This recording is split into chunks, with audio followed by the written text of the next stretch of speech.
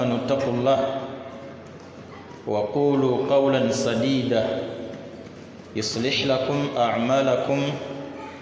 ويغفر لكم ذنوبكم ومن يطع الله ورسوله فقد فاز فوزا عظيما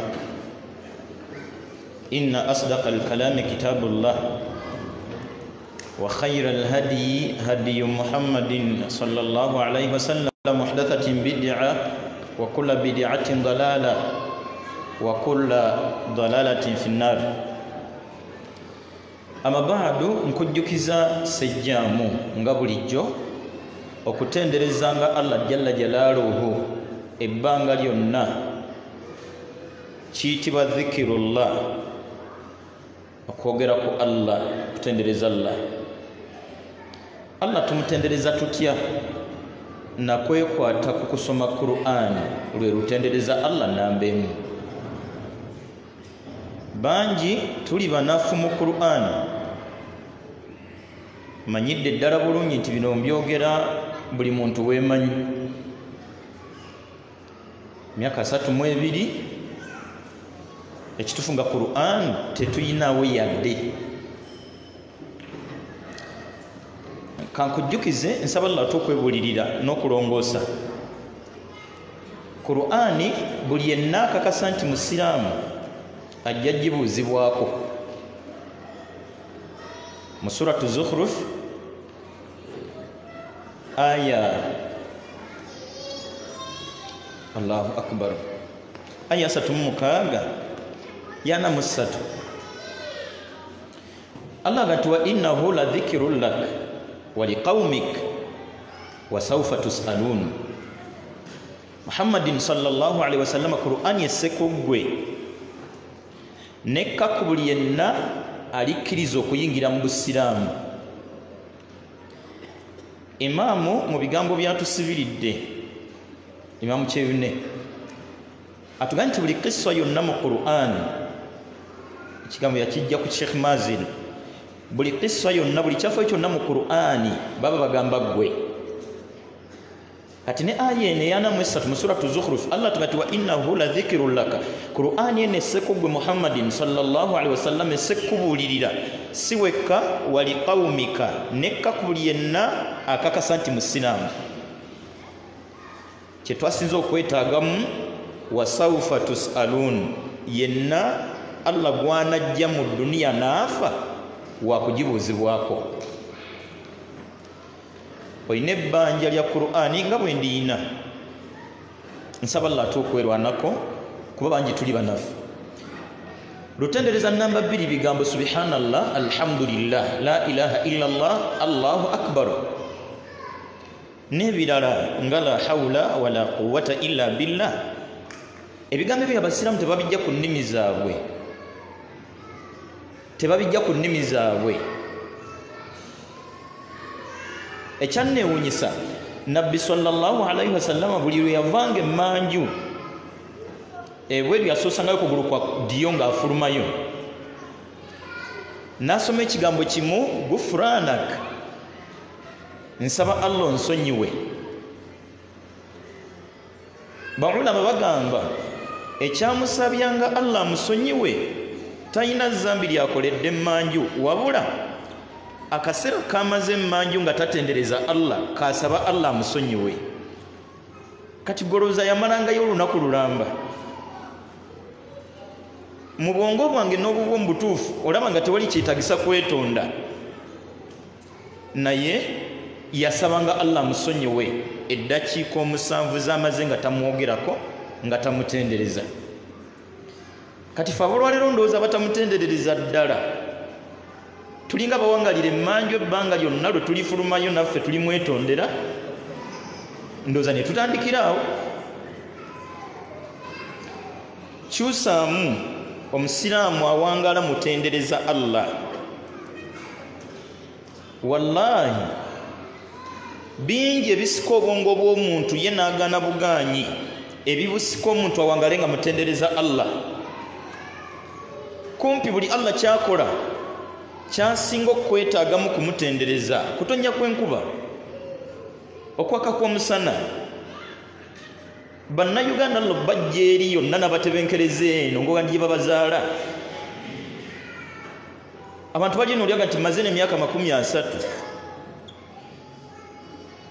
so nga teri ye yenyumirize waabwe kannabulemu nga toyinza mujjayo musajja ajja n'ava ekidera gye twabadde ne imamu kyeyo nejjuzi najja mu kibuga olw'ensonga ze nafunamu obuzibu bwa transport nasinzira mu kibuga wakati n'alajanira abantu bamusondere center dde ekidera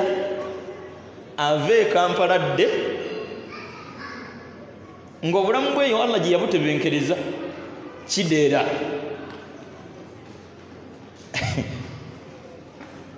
bingi Allah byakola nga kyakunoonyamu kumutendereza. Quran lutendereza Allah namba emu ebigambo subhanallah alhamdulillah la ilaha illallah ye namba 2 tulanga mu motoka yo nga bigambo byoliko ng'ogenda ku mulimu ng'okoma weeka wonna wobanga oli wallahi bya bbeeyi birina emigaso tegyogerekeka bungi. Edduniya okutwetuuma mu mitwe n'okugirabanga ekizibu kyaffe emitima gituuka otutundugga abamu tutuuke n'okukola ebitasaana mu kunoonya ssente kivudde ku bugayaavu mu kutendereza Allah jalla jalaaluhu kubanga abajjumbidde Quran nga buli lunaku alinayo eddakiika zaayo abeekutte ku bigambo biri subhanallah alhamdulillah n'ebirala emitima gyabwe gibaba wamu Allah agitebenkeza tabaraka wa ta'ala. Mu suratu Ra'd aya 28 Allah atugamba nti alladhina amanu ddala abakkiriza Allah mu mpangala zaabwe watatma'innu qulubuhum bidhikrillah emitima gyabwe gitebenkerera ku kutendereza Allah. Nkyokugamba nti kigezeeko wenna alina wale yonna wenna alina okweralikirira kwonna weekwate ku kwogera ku Allah wallahi Allah agenda kukumalira byonna byolaba ng'ebizibu byo biyinza obutavaawo ne Allah agenda kukuwa obutabifiiringa. Pressure y'edduniya kana aluzala bugayavu mu kutendereza Allah alladhina amanu ddala ng'omuntu yakkiriza Allah watatma'innu qulubuhum bidhikrillah buli lwe yeekwata kwogera ku Allah omutima Allah agutebenkeza ala bidhikrillah ekituufu weekwata ku kwogera ku Allah ku kumutendereza tatma'innu alqulubu Allah omutima agutebenkeza. Tewaliwo omuwendo gwa ssente muntu gwayinza kufuna n'atebenkera teguliiwo. Bw'aba omukulembeze Allah asobola omukulembezesa eggwanga emyaka 30 n'okusoba naba nga tannaba kutebenkera gw'onoonya ki? Trump n'obugagga bwe yaliko yalaba ng'asaana anaatebenkerera mu bukulembeze bwe yabuwangula mmwe mulaba byaggwa. Nawe kyaliko ekiseera ng'okakasa nti Allah nansaasira n'entuuka e Johannesburg nja kuba mmaze. Bwe watuuka byaggwa wamala wallahi otuuka e Johannesburg ne bifaanana be nawuliranga edda bakatandika butandisi. Ku dduniya tekuliko kigenda kutebenkeza muntu illa dhikrullah okujjako okutendereza Allah tabaraka wa ta'ala. Nabbi yatugamba sallallahu alaihi wasallam nti law kana libuna adama wadiyani min malin omwana wa Adamu ne bwaweebwa ensenyi 2 nga zijjudde bya bugagga zijjudde ssente labitaga thalith mutima gwe gumu ati nenfunayo olusenyi olwokusatu nja kuba mmaze. Ekyewunyisa tusaba Allah atukufumiitiriza Allah atukumwogerangako okumutenderezanga.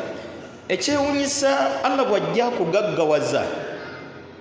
ajja akendeeza obungi bw'emmere gy'olya. Sente zeeyongera bungi ate gy'emmere ekendeera. Abatannagaggawala ate Allah balekera omukisa ogulya emmere nnyingi ddala. Sekasira gy'ono namulabako luli ewaffe nga Allah tannamuleeta eno. Nkakasa bulungi nnyo nti obungi bw'emmere bwe yali alya luli kati tabulya. Ewaffe bwayise buboodaggaali bungi. Nkakasa oyo wa boodaggaali n'omwaka nakako akenyola mu byuma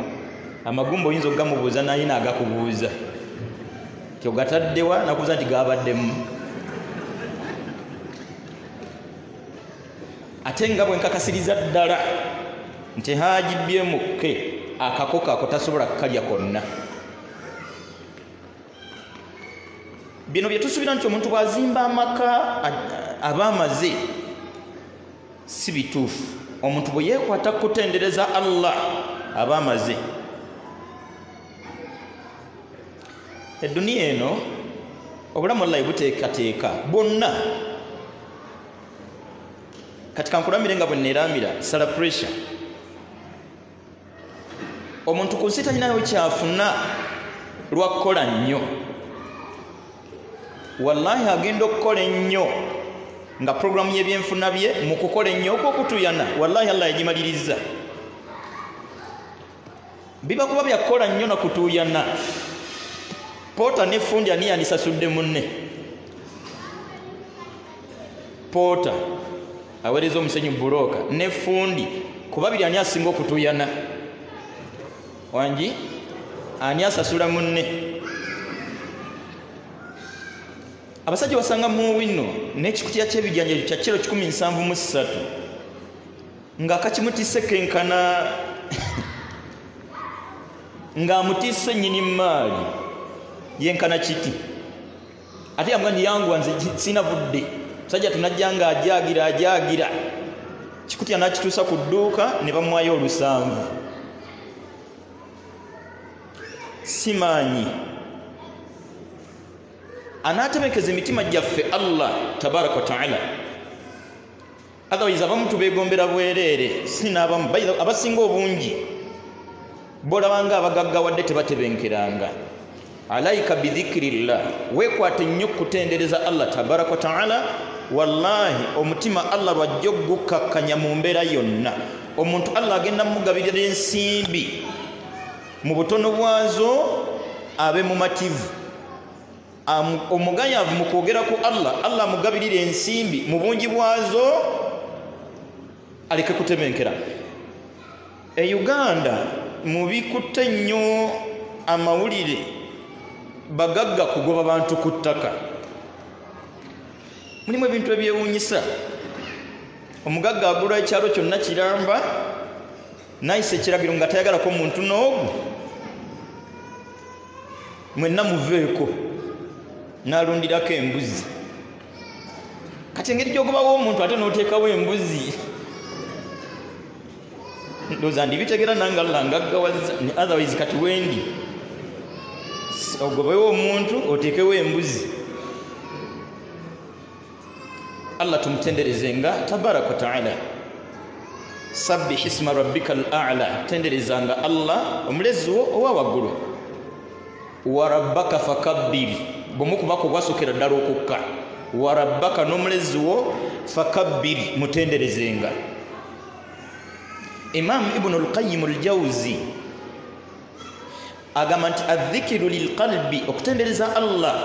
n'obulamu bw'omuntu mithlu al-ma'i lis-samaki, balinga kyennyanja n'amazzi.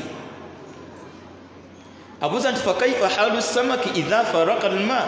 ekyennyanja kiyinza okwanguyirwa obulamu bwe kyawukana ku mazzi. N'obulamu bw'omuntu bwe bwawukana ku kutendereza Allah tayinza kubwanguyirwa. Nsaba Allah atuteeke mu baddu abamutendereza mu mbeera zaabwe zonna. Allah atebenkeze emitima gyaffe mu mbeera zonna. Golooza lwaki buli akwata omuzindaalo ebbanga lyonna batandika batuga nti amatenda amajjuvu gaani buli aligukwata watandikira weewali ekinyusi. Gwe mulamwa gw'eddiini atugamba Allah mu suratu al-Ankabut aya ndoza yana mu 5 bweteba yana mu 1. Allah gati utul ma uhiya ilayka min al-kitab wa aqimis sala inna salata tanha 'anil fahsha'i wal munkar wa la dhikrullahi akbar. Mu ibada zonna wa la dhikrullahi akbar, eyokutendereza Allah yezisinga. Wallahu ya'lamu ma tasna'un, kino Allah kyogedde n'ebirala bye yabagamba okukola abimanyi. Qur'an bane Qur'ani nabbi yafaji tulamide sallallahu alayhi wasallam kitabullah wa sunnati Qur'ani eyo n'obulamu bwe bwonna gwali musomo eri abakkiriza. Ensonga yange namba 2 Allah kumwebaza bitambula bibiri. Okutendereza Allah we kuba kubadde kutegeeza okumwebaza, n'okwebaza Allah we kuba kubadde era kulimu okumutendereza. Allah tumwebaze tabaraka wa taala. Nga Imam Ahmad Suleiman Kyene bwe yatugambye nti kissa yonna ekyafa kyonna mu Qur'an kibuulirira ggwe mubaamu ebyokuyiga gy'oli. Aneebaza Allah tabaraka wa taala asaana ateeke nnyo ebirowoozo bye ku Allah gy'amugye. Mu suratul Baqara ndoza aya namwemu Allah gati ya bani Israila adhkuru ni'mati allati an'amtu alaykum. Yayita Bayisirayiri Bayudaaya baju nga bajjukiza bajjukire Allah byazenga abakolera. Wa awfu bi'ahdi, wakati mu kujjukira byenzize mbakolera mufeeyo nnyo mutuukirize endagaano eyabantondesa. Peeji eyo yennyini wansi gyewunzikira aya yennyini Allah n'agiddamu ya bani Israila adhkuru ni'mati allati an'amtu alaykum wa anni faddaltukum ala alalamin. Abanga Abayisirayiri Abayudaaya mujjukire byenzize nga mbakolera nga mbasukkulumizza ku bantu bangi be natonda. Mu suratu Fatir aya eyokusatu Allah n'akoola buli ayitibwa omuntu. Wali ayakoowodde Bayudaaya wanaga ya ayuha nnaasu owange wenna ayitibwa omuntu udhkuru ni'mata Allahi alaykum, teweerabiranga Allah byazzenga kukolera. Mu suratul Ahzab aya 9 Allah nakoola bakkiriza ya ayuha alladhina amanu udhkuru ni'mata Allahi alaykum idh ja'atkum junudun fa arsalna alayhim riha paka aya jekoma nga Allah yitabakkiriza bajjukire Allah jazzenga abayisa ne byazzenga abakolera. Ayina embeera mu mbeera ey'enjawulo gye yabajjirayo kaali kaseera ka kazigizigi Allah n'akabayisaamu. Nsaba onzigirewo bonna Allah bazzenga akoola okuva ku Bayisirayiri bye twasookeddeko onterewo erinnya lyo owange Sulaiman owange Siraj Imaamu Kyeyune nterawo n'omuntu yenna udhkuru ni'mata Allahi alayk, jukira Allah byazzenga kukolera. Mu suratu Duha essura eno Allah agissa nabbi ayina bambi ennaku yali emutuulidde sallallahu alayhi wasallam, wabula ekyenjawulo nti ku nnaku ye yali emuluma yali ya ddiini, bubaka bwali bukandaaliriddemuko ng'anoonya by'anaagamba abantu tabiraba ate tajja balimba. Kati wakati mu kwaziirana alaajanira Allah tabaraka wa taala amuwanjagira tamanyi kikyatuukawo obubaka nga bukandaaliridde. Allah nassa suratu Duha erimu ebyokuyiga bingi wabula tetuyinza yonna gitemaatema. wadduha wallayli idha saja ma wadda'aka rabbuka wa ma qala. Amugamba Allah nti embeera mwoli takoowanga Allah, takwabuliranga, takulekereranga. Kkiriza tukozesa omukisa guno okutusobaka eri buli yenna awangalira mu nnaku yonna. Mwana ya Allah gwatannakuwa ma wadda'aka rabbuka wa ma qala, takoowanga Allah, takulekereranga, takuvangamu. Biwandiiko byotonnafuna byoweetaaga byakukozesa ma wadda'aka rabbuka wa ma qala. Muzadde afiiriddwa mwana ma wadda'aka rabbuka wa ma qala. Baana bafiiriddwa muzadde ma wadda'aka rabbuka wama qala takowanga Allah ekimutusisizaawo embeera y'omwami okufiirwa mukyala we omwami onalla tamukowanga era tamuvanga kabere mukyala nga yafiiriddwa bba ma wadda'aka rabbuka wama qala wala sawfa yu'tika rabbuka fatarda gwe bamugumiikiriza tova ku Allah empeera gy'anaakusasula Allah nawe ojjagisiima wala al-akhiratu khayrun laka min al-ula byakutegekedde Allah bye bisinga obulungi okusinga bwe byoyayaanira kankulamire nga bwe neeramira obanga mugumiikiriza mu mbeera y'ekigezo yonna tovanga ku Allah omusiraamu tasamira bwavu nga butulumidde ebbanga abaana b'enda ya maama wange tebakuguyaguyanga tebakubuzaabuzanga bagambe nti mpewo ze zitateredde bwe ziba teziteredde zinaasobola ate kutereeza byaffe enno bandiŋŋambyeko ebbugumu naye ate empewo bw'ate empewo teziteredde ebijja tuludde birima ebijja n'ebizibu byaffe bye bimu ffe bannyinaffe tebafumbirwa tebanga kuguyaguya ku mbeera yonna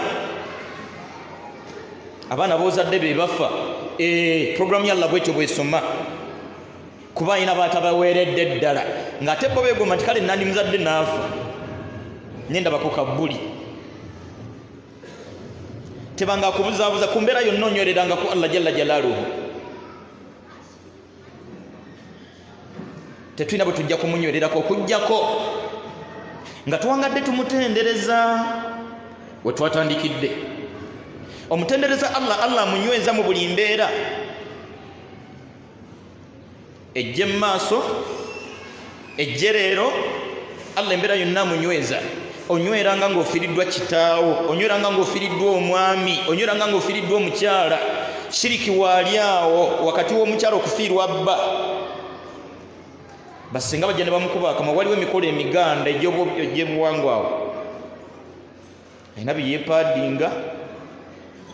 mukyala afiiriddwa bba n'abako mu kitooke wabizizika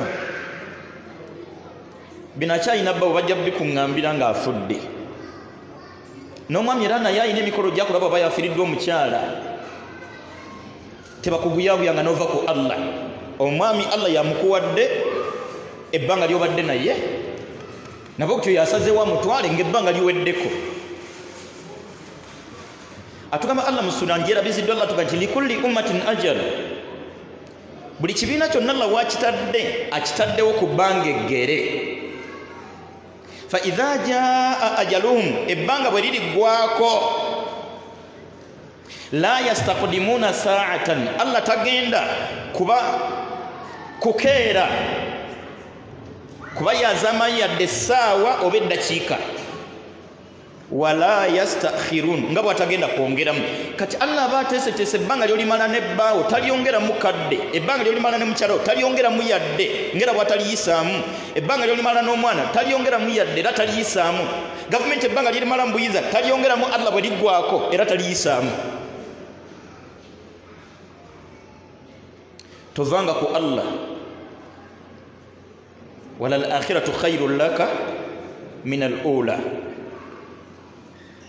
ab'oluzungu mu kuvunula aya eyo balina enjogera egamba nti he who loves last oba loves best oba loves better saaliyo nnyo etwalimu ya saruni ndowooza nga nabo bavunula aya eno kyekituufu omuntu asaana agumiikirize wallahi tomanyi kyekyandibadde singa Allah akulekera bbaawo nga gwe bw'oyagala natamutwalira mu biseera mwayagaddemu mweyategekera mumutwalira kyetwayagaddemu Allah najjukiza nabbi sallallahu alaihi wasallama anakuwadde ku mbeera yonna emunakuwaza amubuuza nti alamu yajidika yatiman fa awa takuwangazanga ko Allah mu bulamu oli mulekwa yennyini Allah n'akwola nsaba ozigirewo ekitiibwa Muhammadin sallallahu alaihi wasallama onterewo erinnya lyo ojjukire ekanna bulemu gy'ozaalwa ebusoga teekawo eruweero nteraawe bulemeezi teekawo ekyalo kyammwe alamu yajidika yatiman takuwangazangako Allah mu kyalo nga yadde akulowoozaako jenyina Allah nakolera enteekateeka olwaleero nga buli wa famire yammwe gwe gwakubira siraje mwamugambye wallahi nga kyaliko ekiseera ng'oba woli oba toliiwo tebaagala kumanya gyatujje Allah waliwo akafaananyi ka vidiyo nali kiboga okyamira katanaabirwa nodda munda eyo mayiro 3 kayiseeko ebbanga ne bwe nkatunulira nzikiriza n'ensaba Allah tanzizangayo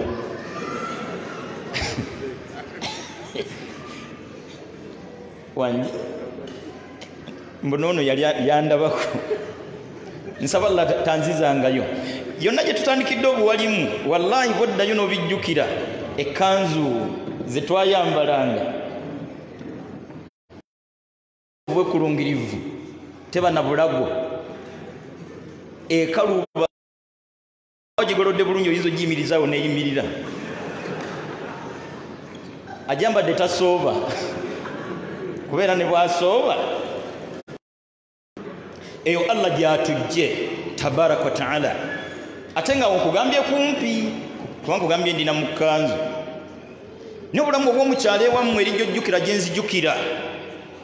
gye twagendanga n'amasepiti ku luzzi nose n'amazzi n'osulamuko ku bikoola gye twakutamanga ku lukoma olumu bano babadde Kampala ndowooza wakutamanga ku lukoma lutya n'osulikayo omutwe ng'ojula genda na byosena Allah n'atujjeeyo tabaraka wa taala okutuusa olwaleero ekyakola neyeerwanako empale neekutuka ne wano wansi neefuuka sika mutima noga nti esaaga olwaleero oyina engoye mmeka alamu yajidika yatiman fa awa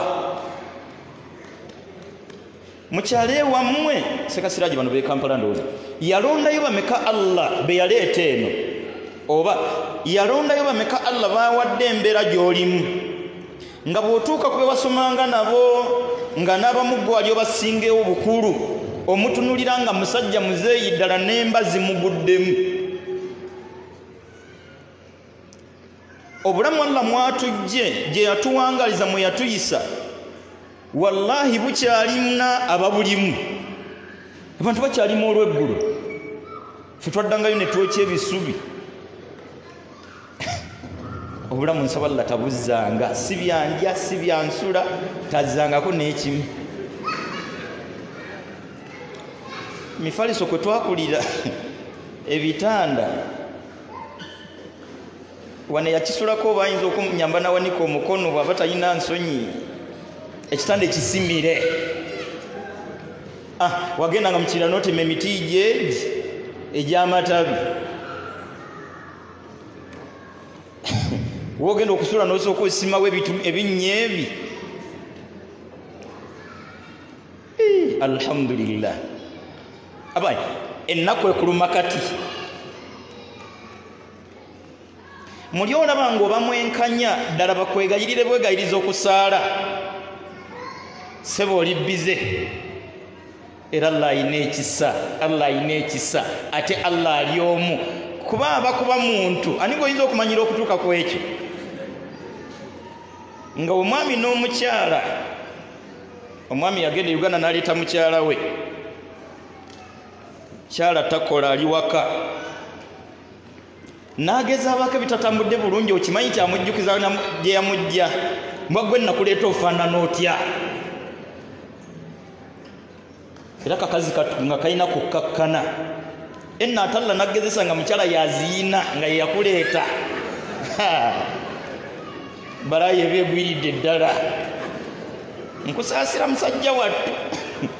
egyakutandikira nakkuŋŋanya wenna nobanga omuyira amazzi oba otegera lwakumeka nga nalwo olunoonya naawe ne lukubula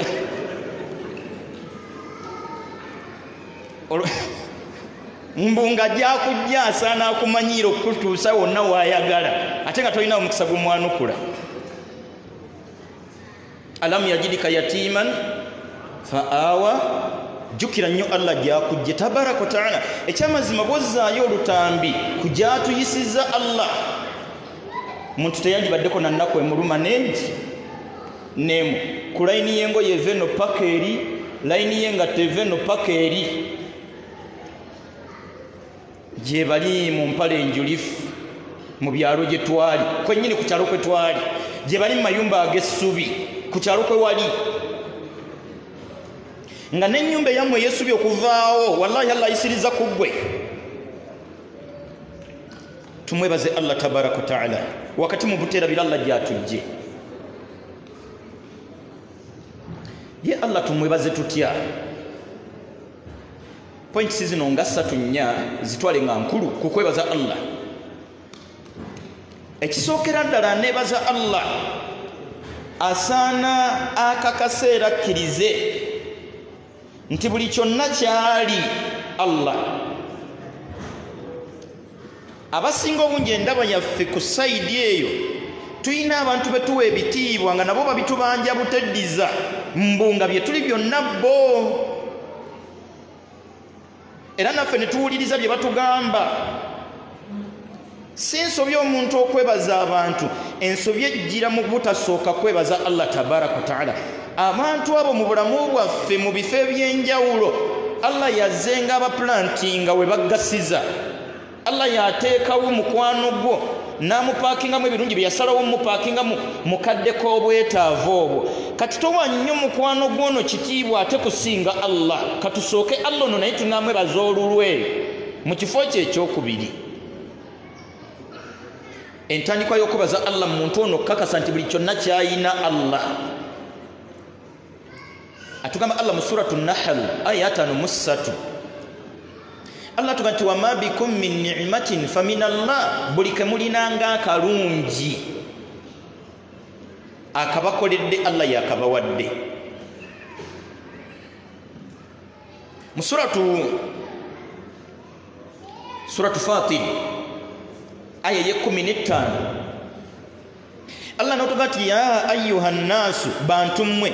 antumul fuqara'u ila Allah musa na mukimanye nti muli banaku abatalina ke muyina mu maso ga Allah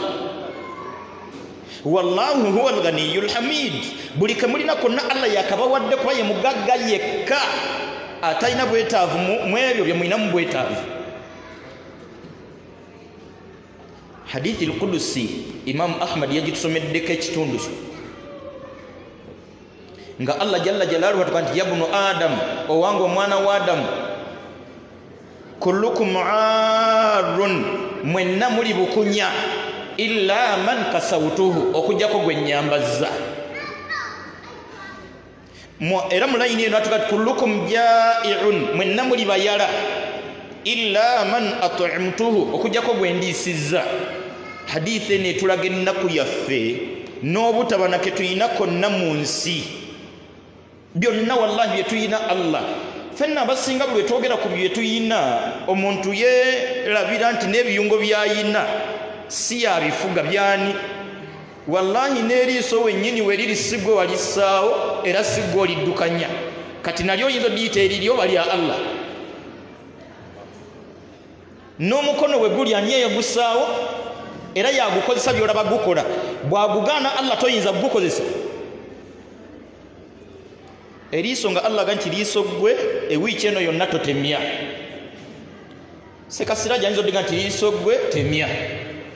kisoboka ate wallahi mu maanyi ga Allah gayina n'obufuzi obwenkomeredde n'obuyinza obusembayo ku muntu Allah n'agaana liiso kutemya ne wano mu darusu totuulawo goyinza odigumikiza nga nti nja kusaako ga lubindi nga ligize liti era batubulira nti seeka bamututaali bubi ti obuzibu buli luddawa tatemya maaso gaganye kuva juzi kuva lwakuna musiraamu omu mwezi gulinga gumu ekigeza Allah kiyamugerera muvubuka muto myaka nga 2 Allah yakaliza amaziga mu liiso amaziga mu maaso tayina Allah gamuwamu ekiseera n'agakaliza mu muzikiti we musanga yali azze wa imaamu ng'asaba ku buyambi ayina akacupa kakozesa kakola buli mwezi kakola mwezi gumugumu ka mitwalo 28 eza Uganda kati nga tugandi bannayo okutobono ono agenda kuggwako mu nnyambe munfunira amaziga ga Novemba amaziga eriso teryenyola emunye tetambula kati akacupa kali buli lwawulira eriso likisikatidde n'anyigamu emitwalo 28 buli mwezi. Allahu akbar walillahi alhamdu. Olwo mu nsi tuyina ki omuntu bwaba n'amaziga tagayina ffe Allah akyagatuwadde tuyiwanako jawhara kwekyangirako nojayo katambala n'otiiriisa n'odiibuuda kati oba oli agagula omwezi bwakusanga oyiwaago baggwa kulaba ate nga nti agonoonye bwonoonye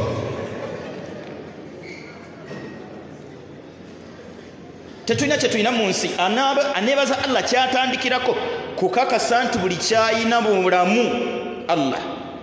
tuuza omutima gwo n'ogwange tugugambe nti buli kyetulina mu nsi ani Allah tabaraka wa taala. Namba 2 mu kwebaza Allah kwebanja buli Allah kyayagala kwebanja buli Allah kyayagala. Mu suratu Saba aya 13 Allah yannyonnyola ebimu ku birungi bye yakolera bannabbi be babiri Dawuda alayhi salam ne mutabani we Sulaiman. Kubitematema aya no Allah giwunzikaga nti imalu ala Dawuda shukura abantu b'ennyumba ya Dawud mwettanire buli Allah kyayagala mu layini yakwebazaani Allah jalla jalaaluhu. Tuyimirizenga wesswala oluyimirizawo lwakwebaza Allah ko Allah byonna byakolera bye tutamanyira bungi nga bwatuga mu suratu Nahl aya 18 atuga nti wa in ta'uddu ni'matallahi la tuhsuha ne bookera ku makya kubala Allah byakolera toyinza bimalayo. Inna Allaha la ghafurur rahim Allah musonyi ate wakisa atasangika byatukolera Allah bingi saye birowoozo byo webanje buli Allah kyakwagaza olwebanja lwakumwebaza eswala ogisalenganga ku mutima gwo webaza Allah bwabanga obwetavu bonna okwatenga mu nsawo lukwata lwakwebaza Allah mande lwakuno bisibe ng'olusiba lwakwebaza Allah ennebikkirira nkutagi y'omukyala yebikkirire bulungi mu mbeera yakwebaza Allah nga yeebuuza nti nzaani mu ŋŋanda zange zonna nzaani ku kyalo kyaffe kyonna gye banzaala nzaani mbe emyaka gyange bonna nzaani mbataasoma bonna kuba basinga alhamdulillah tetwasoma ndi omu kuba kyenyumirizaamu kuba nekyenasomako ekituufu ndabanga ekyansala age mazima nasoma nnyo bibody maseebi payala squared sort of x noonya wembefuniramu paka nakati sinalabawo kanembonu simanyi kanembonu sibamanyi nabba manya tebamanyi Yesu lubana kula wa West Africa oyo amansa mmutsa kati mansa mmutsa bwaba teyansala golawa namufuna muki Canadian prairies Allah tusonyiwe ya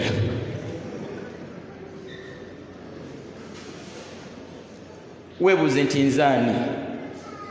abasoma okusinga tebalina mirimu abasoma okusinga ennyumba ze basulamu za mirimu tumwebaze nnyo Allah tabaraka taala wakati mu kwebanja ebikolwa ebyebaza Allah eddiini givumbagira oluvumbagira lwakwebaza Allah jalla jalaaluhu eyakulambula ng'oli mulwadde ng'akulambula buli lunaku bw'owulira alwadde naawe kyennyini kyokola n'okusingawo eyakuziikirako maama wo bw'afiirwa omwana gw'osookayo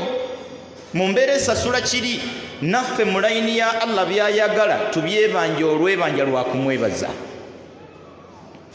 Nabbi sallallahu alayhi wasallam abawangalako naye yasaalanga ekiro olusaalo olwamutuusa okuzimba ebigere bamukwatirwa ekisa ne bamujjukiza nti olabika weerabira bwerabizi nti Allah yakusonyiwa byonna bye wasobya ne kino kijjukire nti yakusuubiza nti ne byonna by'olisobya yakusonyiwa bye wasobya ne by'olisobya ekikusaaza ebigere bituuka okuzimba kati ofaaki kyeyayanuka kye tusinze okwagala yababuuza nti alam akun abdan shakura temwagala mbeere muddu eyeebaza Allah ne kitegeeza nti omuntu yeebanja eddiini olwebanja lwakwebaza ani Allah tabaraka taala wallahi ebikolwa nga ddala omutima ogubikoze gulimu okwebaza Allah oba okwebaza enkola eyawukana ffe mu kyalo gye twakulira ebijanjalo bwe byakulanga bwakuyitanga kutuuka ebinywa ebisaaganda ebyasookanga okuulwa twabigabiranga bamuliraanwa jjajja yakusibiranga ekyonaga nti kino kitwale wa Abdalakamaani kino kitwale wa Petere Mmanga kitwale wa Fenekansi ffe twakolanga gwakwetikanga bwebitwala mwana wange nabo bwe baabangako ebibala byabwe ebirime byabwe ebikuze era mwalinga muli awo nga baleese payback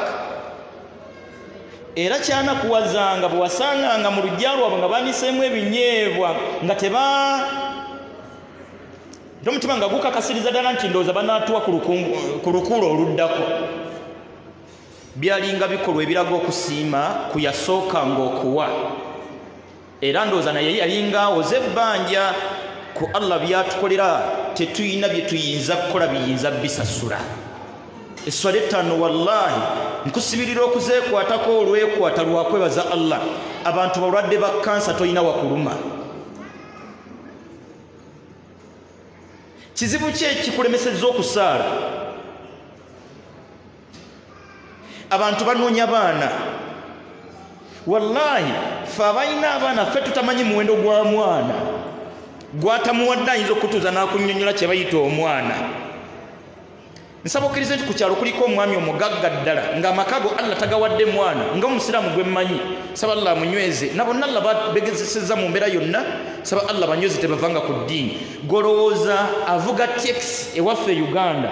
enkuba ng'etonnya ku makya agenda ku mulimu awulira atya nga waliwo omuzadde enkuba gwe kubanga atutta omwana wa mutwala ku ssomero ng'enkuba ebakuba babiri ono tomusubira mu mutima gwegombooli nono ayina omwana nze siina kati ye Allah kyeyamukolera yamuwa fiizi zonna ate n'atamuwa mwana ffe Allah n'atuwa byombi fiizi azituwa mu butonotono bwazo n'omwana n'amutuwa mirimu gy'eddiini tugyettanira olwettanira lwa kumwebaza Allah tabaraka wa taala abantu tebatebenkedde mu maka gaabwe foddayo n'otuula ne mukyala w'olutuula ne munyumyanga abafumbo nga bagagga bangi omukyala atuula sayidi n'omwami n'atuula sayidi ng'oga nti batudde asikaali na boosi we ng'oli atunudde ni nono atunudde ne batuuka awaka mukozi yafaayo anaaba afuna ebyokulya ng'omukyala ali kuwakisa afumeyo wakisa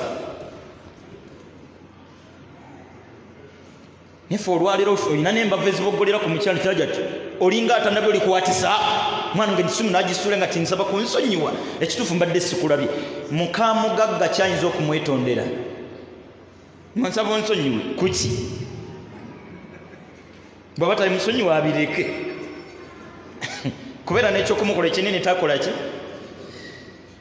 Allah tumwebaze ebiyungo biyina abalema tuwangaala nabo talina Allah kiyungo kiyassa ku muntu kitalina mugaso mikono giteekwa kuba ebiri obulamu okwanguwa nsaboddeyo ogezeemu bugeza weefaananyiza alina omukono ogumu oyambale empale zipo ginzigireyo wansi eri ekituli n'eppeeso bigatte n'omukono gutya genda emmanju n'omukono gumu weetukuza otya ebyebbeeyi tuyina bingi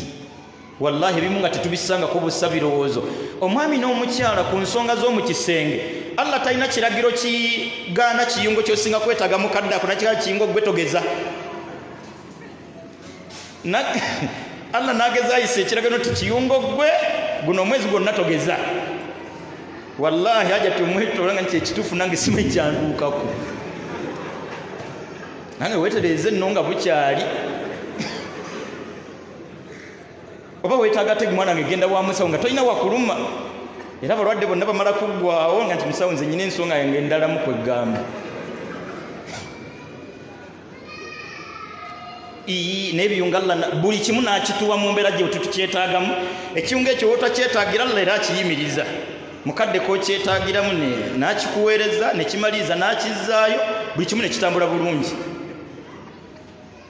tumwebaze nnyo Allah ow'ekitiibwa olwebaza olulimu ebikolwa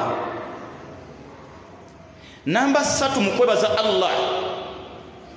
okwekeka okwewala okwesamba buli Allah kyatayagala mutima gwo gugambe nti ku Allah byankolera anaawulira atya nga nzenna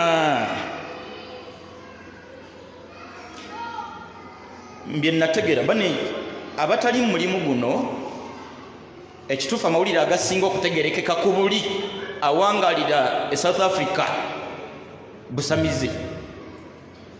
abatali mu mulimu ogwo mutusonyiwe ffe kyekifaananyi abasinga kye tuyina ng'era ab'e Uganda bwe tumanyi nti buli ava ebukunja muki oba ntegerekeka layini eyo ku Allah byakkolera gweoyinza okukolawo woofiisi ng'egenda kumalira ate bantu byetaago ku Allah byakkolera era nze wallahi ntenda layini ekisa ekisembayo kuba wallahi ayina obusobozi obulagira omumwa nti mumwa gwe toddamu okwogera kale ogenda okwogera ne kasitoma mumwa tegwenyenye nga nyini bwaguganya ni byonna n'abikulekera fala tahsabanna allaha ghafilan amma ya'malu adh-dhalimun innama yu'akhiruhum liyawmin tashkhasu fihi al-absar akola omulimu ogwo gunyiza Allah twewale buli Allah kyatayagala olwewala lwa kumwebaza Musa alayhi salam nga ina gwakubye ngumi agudde eri afudde Musa yetondera Allah mu suratul Qasas aya ye 17 Musa ne yeyama qala rabbi bima an'amta alayya owekitiibwa Allah kulw'ebirungi ebingi byonkoledde falan akuna dhahiran lilmujrimin sigenda kuddamu kuyamba muntu yenna kukwonoona tuyimirize byonna bye tubadde tuliko ng'amazambi oluyimiriza lwakwebaza Allah tabaraka wa taala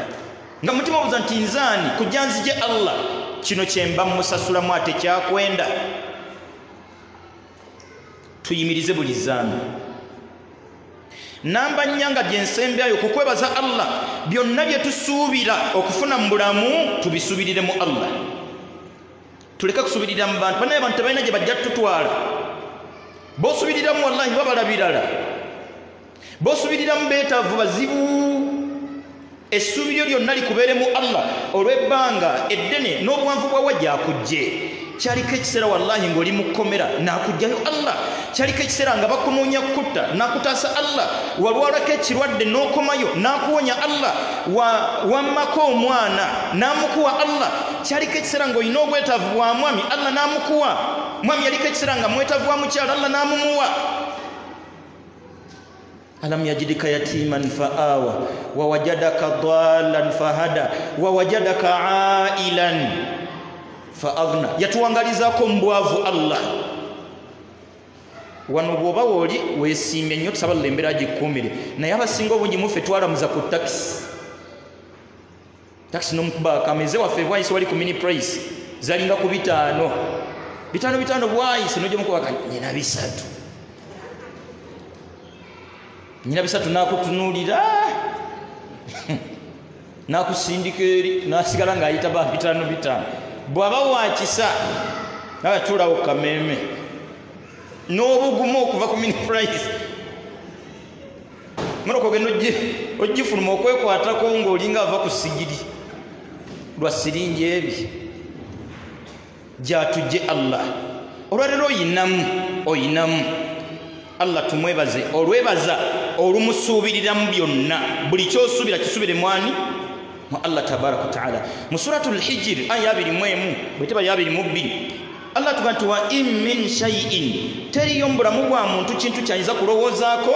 illa indana khazainuhu okujjako ngeri Allah yeri amawanika gaakyo wama nunazziluhu illa biqadarin ma'lum Allah tabigabera tabissa okujjako mu kigero Allah yennyini kyamanyi ensonga ezo nnya tuzeekwateko nnyo mu layini y'okubaza Allah tabaraka wa ta'ala okukakasa nti buli kye tuyina Allah okwebanja buli ekitegeeza eddiini olwebanja lwakwebaza Allah okwewala buli Allah kyatayagala olwewala lwakumwebaza n'okusubira byonna bye tusubira bisubirira mu Allah tabaraka wa ta'ala olwa bino byatuwadde mutima gukubeere wamu wallahi teri Allah kyamuva mu control mbulamu bwo byonna kyabifuga bulungi ate tebiri muva mu control ebyenfuna byo Allah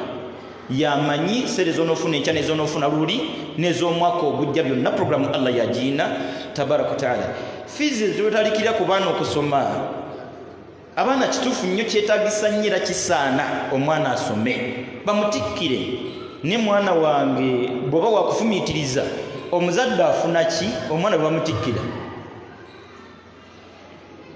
muzadde yakoma mu P3 omwana we bw'amala Makerere ono n'afuna ki nsaba nnyo n'okulinga nga nti ekituufu omwana ono bw'agaggawala afaayo nnyo eri muzadde we gwekimanyi nti omwana ono Allah agenda omugaggawaza ng'okaddiye nga tokyasobola dde okuvuga emmotoka ntegerekeka nga nebyolya byennyini tebikyawooma kuba oluusi nga n'amannya agamu bassaamu mazungu nga n'agamu temuli olwo n'ofunamu ki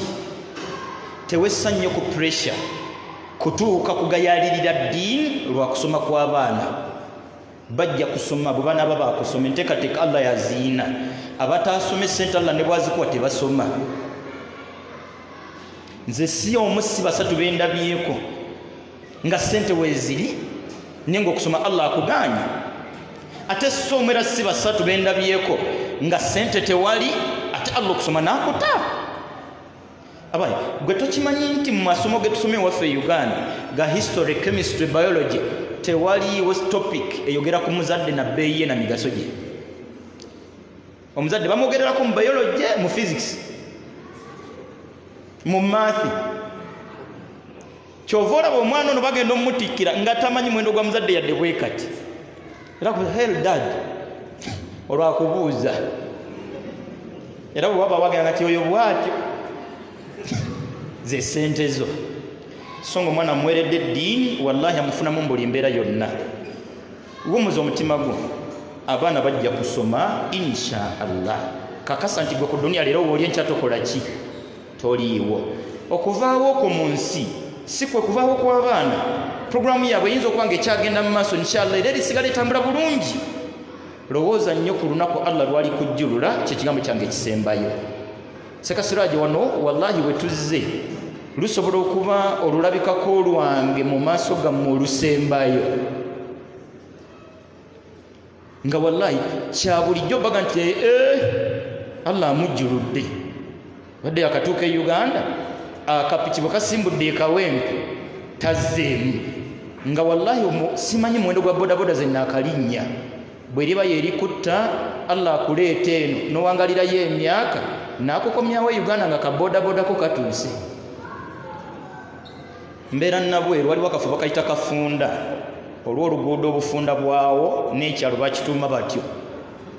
emyaka giringa 3 Allah yajjulirawo omusajja yali ava mu Amerika mu Kafunda yazze mu Amerika weeks yakamala mu 2 mu Uganda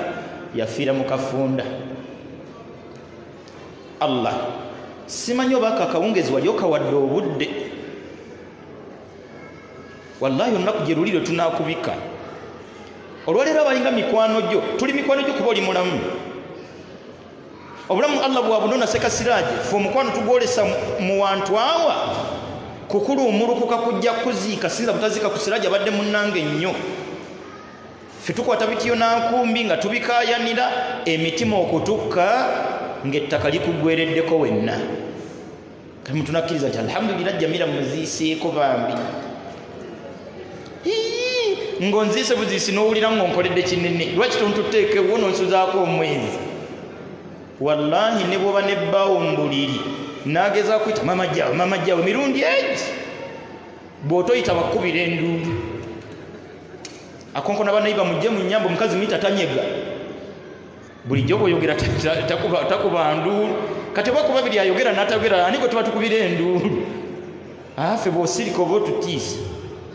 era tulina kukuba nduulu bajje batusuze paka lwe tunaakuziika batubesebese paka ng'ekibaalo kituweddeko lowooza ku lunaku allah lwalikujjulula kabuliyo teyina kiika kya mmotoka kye yeetaaga kabuliyo teyina kika kya kizimbe kyeyagala kabuliyo teyina kika kya muwendo gwa ssente gwe yeetaaga esswala ensalire mu budde yeetaaga esswala engoberezeeko sunna subuhi nosooka kusalira akeezi yeetaaga qur'ani gye tugayaliridde saba allah ow'ekitiibwa atuteeke mu baddu abamutendereza obulamu bwabwe bwonna era abamwebaza mu mbeera zaabwe zonna saba allah ow'ekitiibwa atebenkeze emitima gyaffe mu mbeera yonna mwatuwangaaliza saba allah ateeke omukisa mu bufumbo bwaffenna allah ateeke omukisa mu zadde lyaffenna allah ateeke omukisa mu bulamu bwaffenna okutwaliza awamu nsaba allah asasule ebirungi byereere buli yenna allah gwe yaleese mu musomo guno allah atutegekereyo n'emirala mingi ku lw'obulungi bw'ogogola eddiini yaffe nsaba allah ffenna nga bwatukuŋŋaanyiza wano nsaba allah atusinkanye ku lunaku lw'enkomerero mu jjana eyitibwa firdaus n'omubaka we muhammadin sallallahu alaihi wasallam nsaba allah ow'ekitiibwa atusonyiwe ng'abatonda ebisoba bingi nsaba allah ow'ekitiibwa atusonyiwe ng'abatonda ebitusobako bingi nsaba allah ow'ekitiibwa atusonyiwe ng'abatonda ebitusobako bingi nsaba allah atuddiremu embeera yonna etunyiga ng'eva ku nsobi zaffe tusaba allah ow'ekitiibwa atusonyiwe agitutakuluzeeko nsaba allah ow'ekitiibwa abategese omukolo guno allah mu mbeera ey'enjawulo nsaba allah bawemu ekisinga obulungi imamu kyene gwe twatambudde naye tusaba allah ow'ekitiibwa akkirize byagezaako musajjatu allah amusaasiye era amusonyiwe bigaana ng'abatonde tuli bakendeevu nsaba allah ow'ekitiibwa agogole emitima gyaffe aginnyikizeemu eddiini allah twanguyize edduniya n'ebitonde byonna bye yatuwangaala nabyo fallahuma amin nsaba allah asaasire buli muddu we yenna gwe yajjulula allah amuteere ekitangala mu kabbuli gy'ali allah mugazirize kabbuli mwali nsaba allah amukubisize mu mbi yalongoosa allah amusonyiwe byonna ebyamusobako nsaba allah asobola okusaasira n'emirembe ku mbaka we muhammadin sallallahu alaihi wasallama ne kuba amukkiriza ne kuba limukkiriza okutuusa allah lwalizingako ensi eno subhana rabbika rabbil izzati amma yasifun wasalamun ala almursalin alhamdulillahi rabbil alamin wassalamu alaikum warahmatullahi wabarakatuh.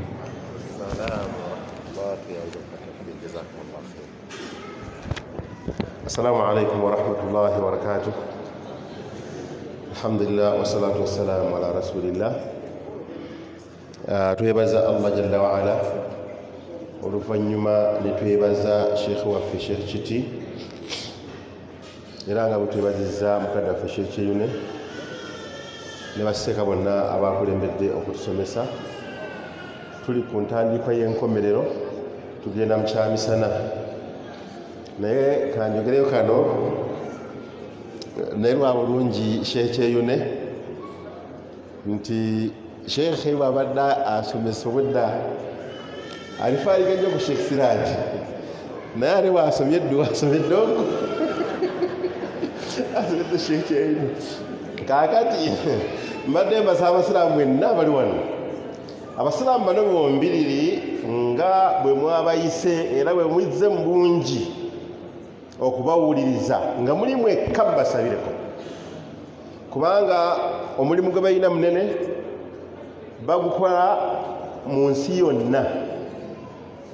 Beebo nno be mbadde mulaba ku TV. Ndowooza mwalirowoozezza nti mujja kulaba Sudais. Allah bw'atyo bw'asukkulumya abaddu be.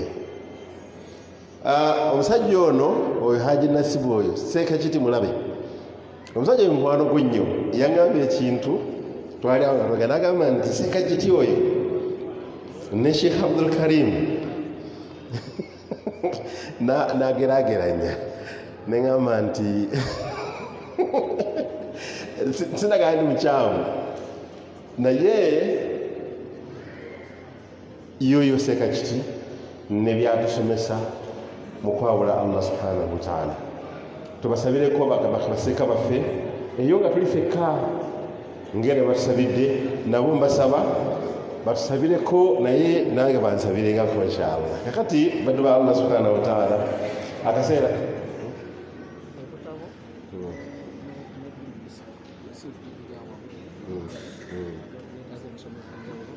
Okay. Kakati waliwo obutabo ne disk CD ez'emisomo gy'abaseeka baffe ne baseeka abalala giri awo wabweru mu gikole ki ekirala darasa eribekuba ebinyene yokka okuva n'enkya leero sande okuva n'enkya mpaka ku lwokuna baseeka we bali kati seeka Sewaya ne seeka Ali ne seeka Faisali e Pretoria ne Mufti Tembisa abantu abo bantu bakulu nnyo okulabako ku baseeka kuba abamu ku baseeka baffe abayina obuvunaanyizibwa ku misigiti gyaffe baseeka alhamdulillah wantu tulina establishment y'abasitaamu bannayuganda abali South Africa tulina emisigiti alhamdulillah egyaffe yakuliraanye yalina omusigiti ogusinga obukulu wano era ogumaze ebbanga eddene gwe bayita Masjidul Hijra. Seeka Sewaya yalina omusigiti ogwa Randburg naye nga wamu ne Seeka Faisal kubanga be bamu awo. Then omukulu oli mufti ye soko ebireka abasalamu abatolere ku salaamu oyo mufti waffe oyo ye imaamu w'Etembisa ye sheekh omukulu ow'Etembisa naye tulinayo masikiri yaffe era tujja kukyalira ejjuma insha Allah. Then tulina masikiri Biraali seeka waffe Abbas soko emiriro tule ku salaamu waalaikum salaam wa rahmatullah. Tulina ne seeka waffe Omsidi naye atole ku salaamu. Abantu mwenna tubeetaaga tukole programu baseeka baffe banajja batya.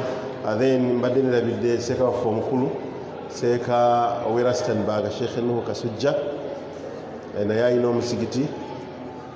Emizigiti egyo gyonna gyogera Luganda oba gyogerwamu Oluganda gisinga obungi bantu ba Luzungu era najjo tujja kutwala tulina darasa zaffe seeko yalina masikidi ye eyoveero tusobola okugendayo ku lunaku lulala tutegeseteese kati insha Allah tujja kukwatagana ne Val